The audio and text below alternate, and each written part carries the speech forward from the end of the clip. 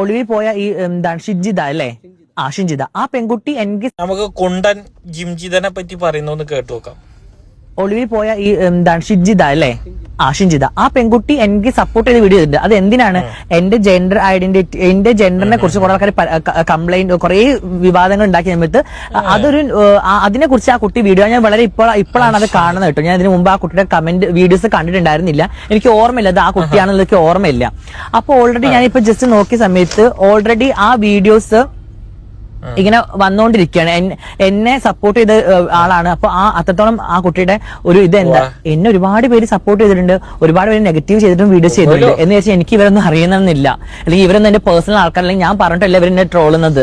അപ്പൊ അത്തരത്തിലുള്ള നന്നായി. പക്ഷെ വാളമ്പിയത് കോളമ്പിയിലായി പറഞ്ഞു. അതപ്പോ അവസ്ഥ എന്താ ലാസ്റ്റ് എന്താ ഉദ്ദേശിച്ചത്?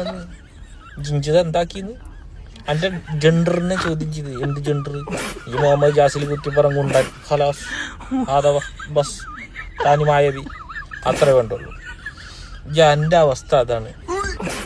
മറ്റേ കയറിട്ട് 2 ബാക്ക് കെട്ടി വെച്ചിട്ട് ഞാന് പെണ്ണായി കംപ്ലീറ്റ് മുറിച്ചു മറ്റേതാക്കി. അത് കഴിഞ്ഞിട്ട് എന്റെ ഒരു നാടകം അതാണ് ഇവിടെ വേലൻ കാണിച്ചു തന്നമാതിരി. എന്റെ വട്ട മറിച്ച് എനിക്ക് മറ്റുള്ളവരുടെ അണ്ടിനെക്കാട്ടിലും പവറായിരുന്നു ഇതിന് വർത്താനം പോലെ അങ്ങനെയൊക്കെ പറഞ്ഞിട്ടുണ്ടെങ്കിൽ നാണമുണ്ടോ? കൈത ഉണ്ടോ? ആനക്കൈത എനിക്ക് നാണുണ്ടോ? ഞാൻ വന്നിട്ട് പറയാം, ഒന്നുമല്ലെങ്കിലും ഓളെന്നെ സപ്പോർട്ട് ചെയ്തല്ലടാ എന്റെ മണിക്ക് ബലം ഉണ്ടെന്ന് പറഞ്ഞിട്ട് സപ്പോർട്ട് ചെയ്യുന്നൊരു മനുഷ്യനല്ലേ.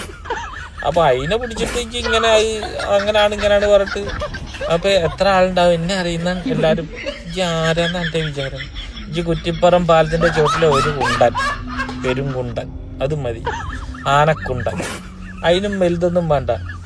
അന്നിലിടെ വെറുതെ ആൾക്കാർ കപ്പല് കുണ്ടാ വിളിക്കും. അമ്മായിരി കുണ്ടനാ എന്നിട്ട് ഓന്റെ ഒരു ജിഞ്ചിത നമ്മളുടെ വർത്താനം, അവന്റെ ഒരു ജിഞ്ചിതാക്കല്. ഒരു നാണത്തിന് നോക്കി കഴിഞ്ഞാൽ ഒരു നാണത്തിന് 2 വശങ്ങളാണ് ഇജ്ജും ആ ജിഞ്ചിനി. എന്നിട്ട് ഇനിയിപ്പോ നിങ്ങളെ എന്താക്കിന്നൊക്കെ പറയുന്നു. ആരുടെ ഈ നായിനൊക്കെ പിടിച്ചിട്ട് ഈ ഇതിലിങ്ങനെ കൊണ്ടുപോകുന്നു? അല്ല, ആദ്യമായിട്ട് ചോദിക്കാം. ഞാൻ ഇതിനെ ഒഴിവാക്കി വിടുമ്പോൾ ഇപ്പൊ ഇങ്ങനെ പോയിട്ട് ഇങ്ങനെ ഓരോന്ന് മാന്തി വരും. കണ്ടവരൊക്കെ എടുത്തിട്ട് നോക്കുന്നുണ്ട്. നാണാവൂല കണക്ക്. ഒരു പെണ്ണൊക്കെ കെട്ടി 2 കുട്ടികളൊക്കെ ആയി സമാധാനമായിട്ട് റേഷൻ കടയിലേക്കൊക്കെ പോണത്, അതൊക്കെ ഒന്ന് ആലോചിച്ചൊക്കെ ഇങ്ങനെ ഈ അരിയും പരിയില്ലാത്ത നടത്തുന്നതൊക്കെ എന്താ അവസ്ഥ? എന്നിട്ട് മുട്ട മുറിച്ചു പറഞ്ഞു, അതും പൊളിഞ്ഞു.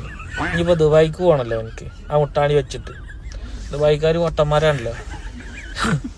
അതൊന്ന് തപ്പിയാക്കിയിട്ട് ഉണ്ടെങ്ങാനും കയ്യത്തടഞ്ഞ എന്റെ അവസ്ഥ ഞാൻ ആലോചിച്ചോക്ക.